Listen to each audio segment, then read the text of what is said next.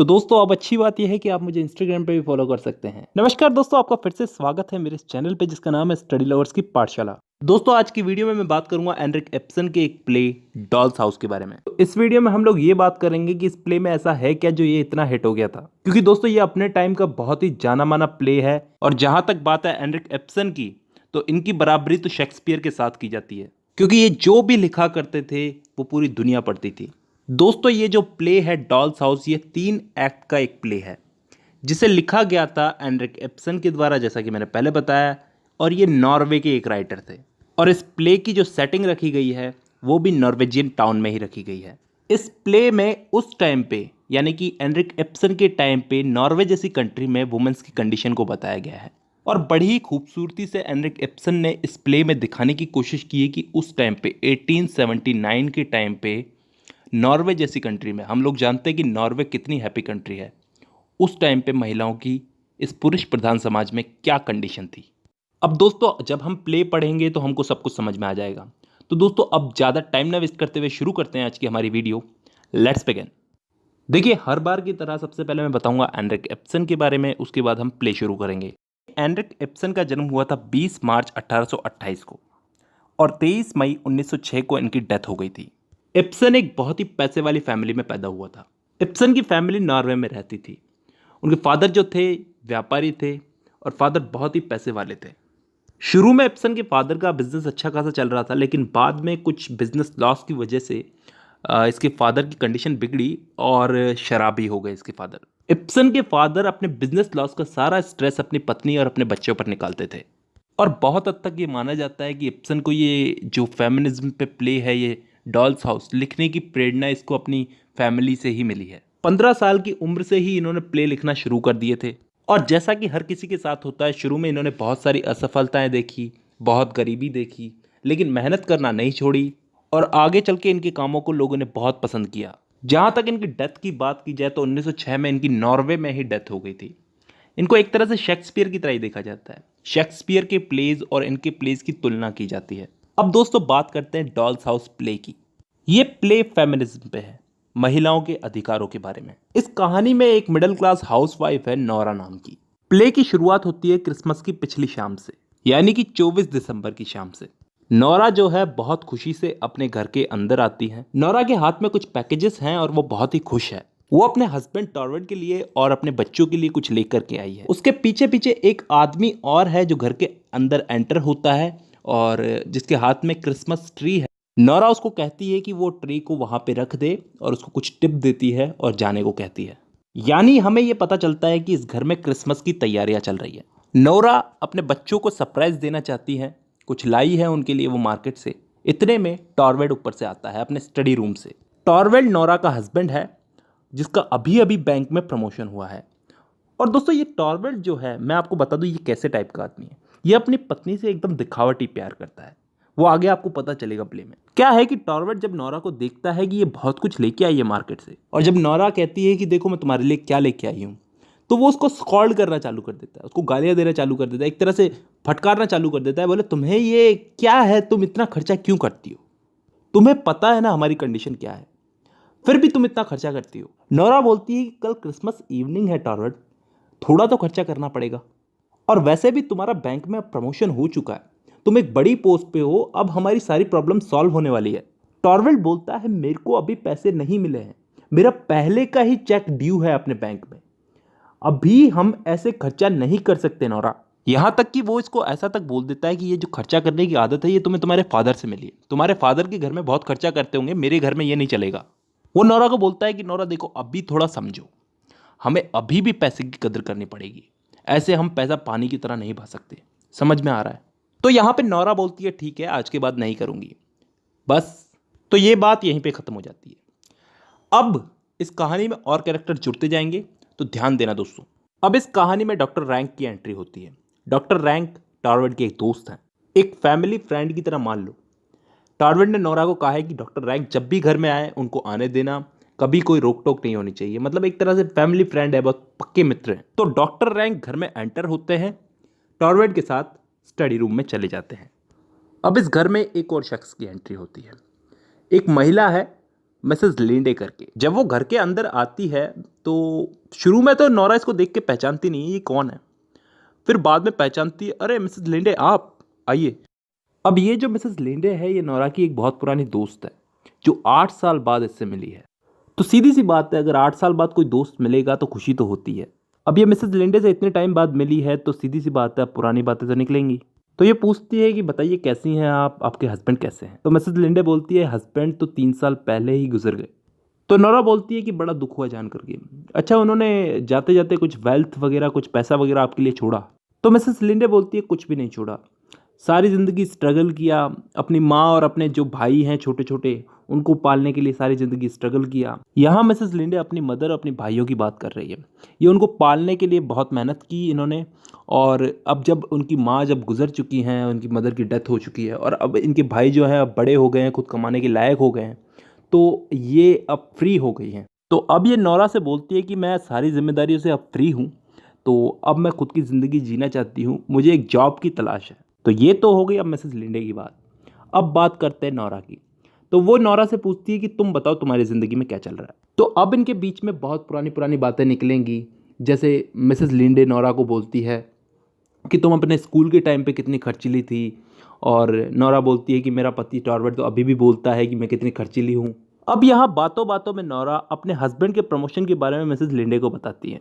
तो Mrs Linde उनको कहती है कॉन्ग्रेचुलेशंस। मिसेस लिंडे नोरा को बोलती है कि तुम्हारे पास तो तुम्हारा पति है तुम्हें प्रोटेक्ट करने के लिए, तुम्हें वो सब प्रॉब्लम्स नहीं झेलनी पड़ती जो मुझे झेलनी पड़ी वगैरह वगैरह। तो नोरा बोलती है नहीं ऐसी बात नहीं है, जब टॉर्वेट बीमार था तो हमने भी बुरे दिन देखे हैं। जब हमारी शादी हुई थी तो टॉर्वेट ने बहुत हार्ड वर्क किया था जिसकी वजह से वो बीमार हो गया था, और डॉक्टरों ने कहा था कि इसे बेहतर फील करवाने के लिए तुम्हें साउथ जाना पड़ेगा, यानी कि इटली जाना पड़ेगा। तब हमने बहुत प्रॉब्लम्स देखी, हमारे पास इतना पैसा नहीं था कि हम इटली चले जाएं, लेकिन कहीं ना कहीं से हमने अरेंज किया, मैंने अपने फादर से पैसे लिए और उसे लेकर के इटली गई, वहाँ पे जाके इसकी हालत सुधरी। तो ऐसी बात नहीं है तुमने ही प्रॉब्लम्स देखी है, हमने भी बहुत प्रॉब्लम्स देखी है अपनी ज़िंदगी में। तो और बहुत सारी बातें होती है। अब इन्हीं बातों बातों में मिसेस लिंडे नोरा से कहती है फिर भी नोरा तुमने वो सब नहीं झेला जो मैंने झेला है, मैंने अपनी ज़िंदगी में बहुत कुछ झेला है।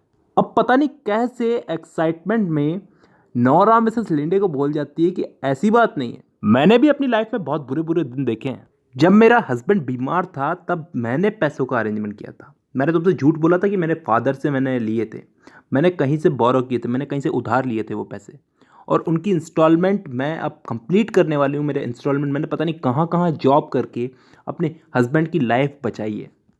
तो मिसेस लिंडे आप ये मत समझिए कि आपने ही ज़िंदगी में बुरे दिन देखे हैं, मैंने भी बहुत बुरे बुरे दिन देखे हैं। तो दोस्तों ये बातें हुई उन दो फ्रेंड्स के बीच में, नोरा और मिसेस लिंडे के बीच में। अब इतने में यहाँ पे क्रॉकस्टेड की एंट्री होती है। क्रॉकस्टेड कौन है? यहाँ पे ये कहानी का विलन है। विलन कैसे है मैं आगे बताऊंगा।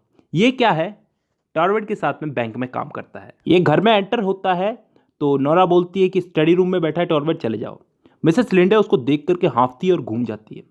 अब जैसे ही क्रॉकस्टेड वहां से जाता है तो मिसेस लिंडे उससे पूछती है नोरा से कि ये कौन था। तो नोरा उसको बताती है कि मेरे हस्बैंड के साथ उसके बैंक में काम करता है, क्रॉकस्टेड नाम है इसका। नोरा मिसेस लिंडे को बताती है कि इसकी वाइफ जो है वो मर चुकी है, इसके बहुत सारे बच्चे हैं और अकेला रहता है बेचारा। तो मिसेस लिंडे बोलती है अच्छा ये बहुत चेंज हो गया पहले से। तो नोरा मिसेस लिंडे से पूछती है तुम जानती है इसको? तो लिंडे बोलती है हाँ कभी जानती थी मैं, अब छोड़ो जो भी है छोड़ो। अब यहाँ पे वो तीन मैन जो हैं डॉक्टर रैंक, टॉर्वेड और क्रॉकस्टेड, तीनों स्टडी रूम से बाहर निकलते हैं। तो नोरा टॉर्वेड को बोलती है कि टॉर्वेड ये मेरी फ्रेंड है मिसेस लिंडे, इनको क्या एक जॉब की ज़रूरत है, क्या तुम अपने बैंक में बात करके इनको जॉब दिलवा सकते हो?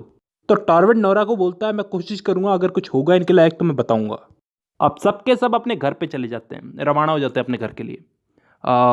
टॉर्वेड भी चला जाता है और लिंडे भी चली जाती है।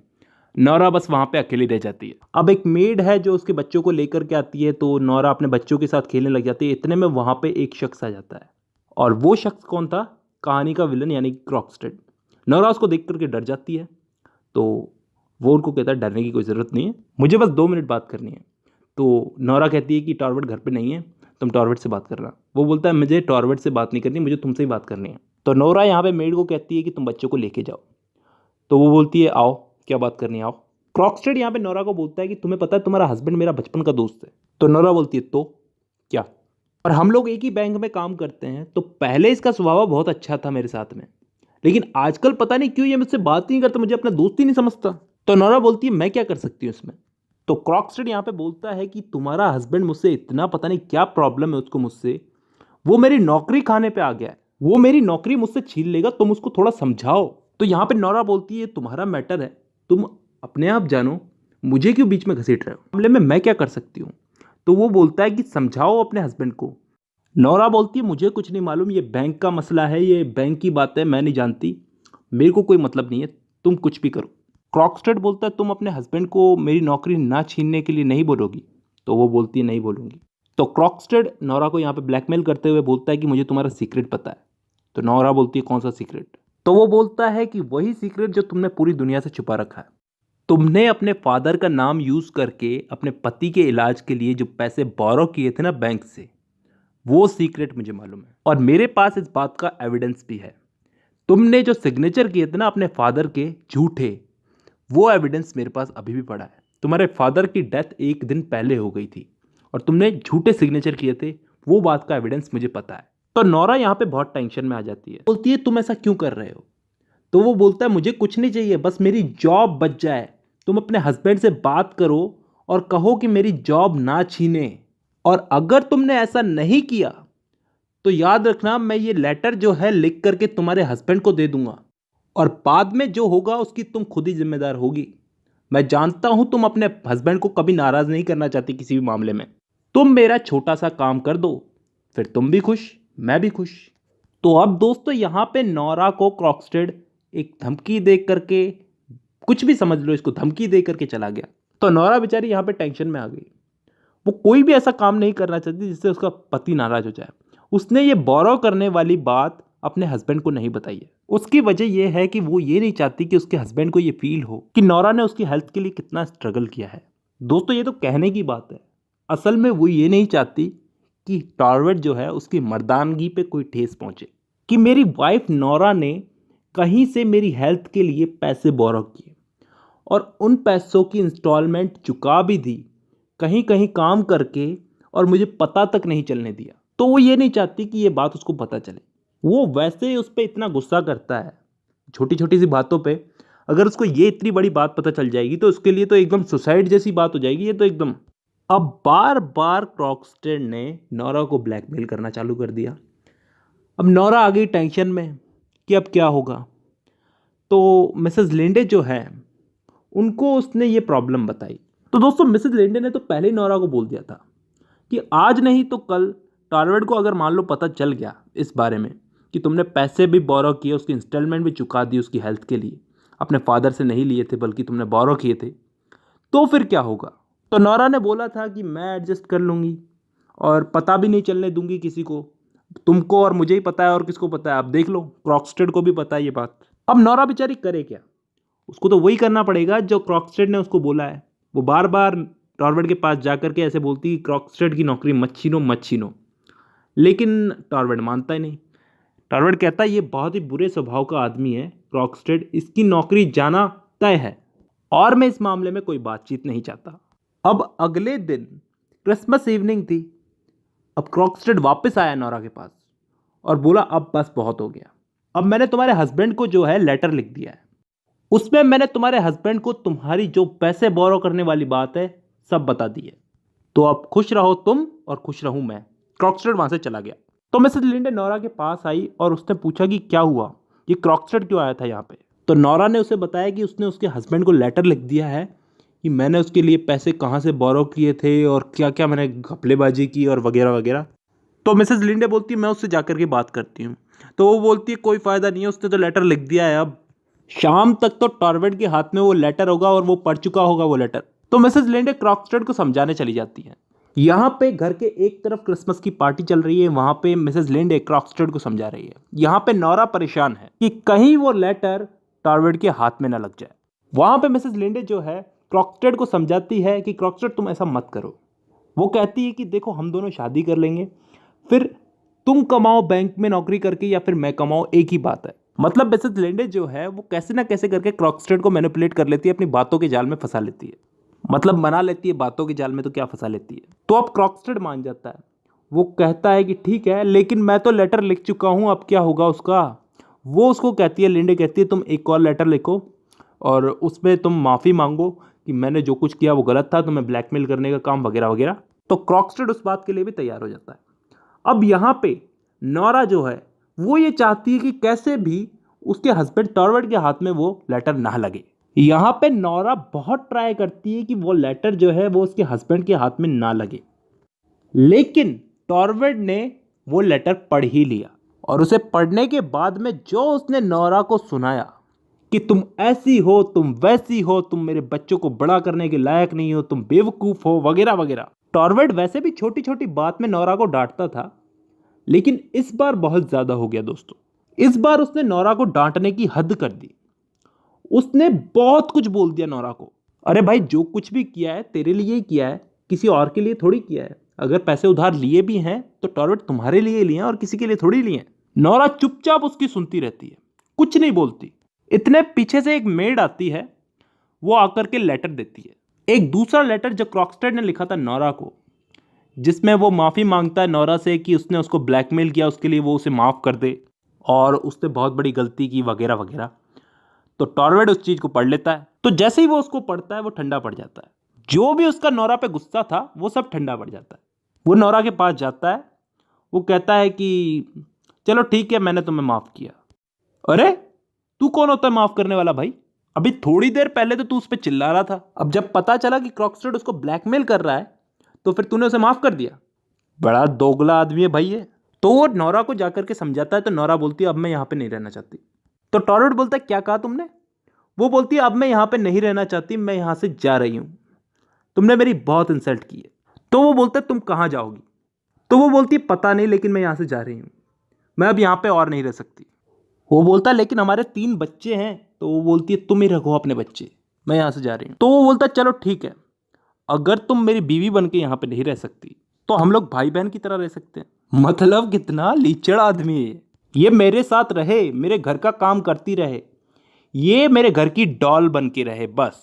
तो दोस्तों इस कहानी की एंडिंग कुछ इस तरह से होती है कि नोरा अपने हस्बैंड, अपने बच्चों, सबको छोड़ करके चली जाती है अपनी जिंदगी को जीने के लिए।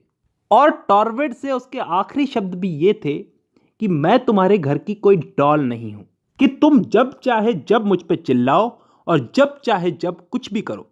और दोस्तों उस वक्त ये बात कहना बहुत हिम्मत की बात होती थी। तो दोस्तों आज की वीडियो में बस इतना ही। अब मुलाकात होगी आपसे अगली वीडियो में, तब तक के लिए धन्यवाद।